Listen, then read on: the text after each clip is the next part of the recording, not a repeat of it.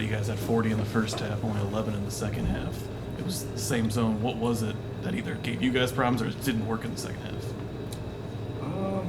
I think accompanied with a couple looks that was good that didn't go down for us, and them playing a lot harder than we were, played with a lot more urgency than we did. So they were most definitely the hammer with a nail. So I think that was the cause of it.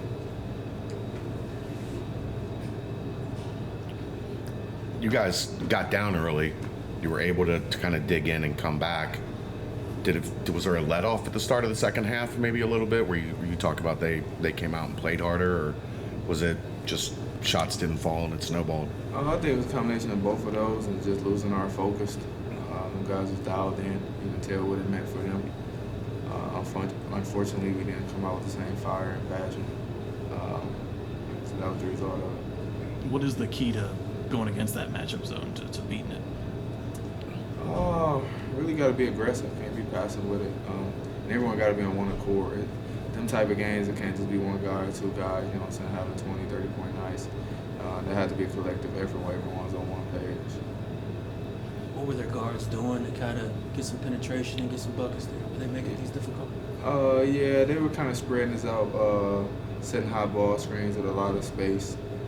We could have did a better job of our coverage and our active help on the weak side and on the ball as well. So, Dave, can you talk a little bit about how they ran a lot of full court trap at the beginning of the game? Can you kind of talk about the difficulty of the ball handler and what that's like facing them in the full court? yeah, you can tell that they go with a defense to kind of take you out of your rhythm, take you out of doing what you do each and every day in practice, and they did a good job of that. So.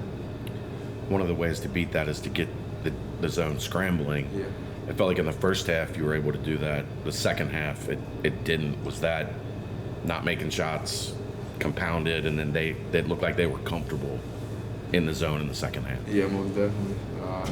You can tell they were comfortable in the zone. You can tell they work a lot on it. They had some great success with it. There was that stretch in the second half, I think 5 minutes almost, you guys held them scoreless, but it was just hard for you guys to close that gap. Yeah. How frustrating was that in the moment, knowing you were getting stops but couldn't capitalize? Very. Like I said, we got some pretty good looks there that didn't go down.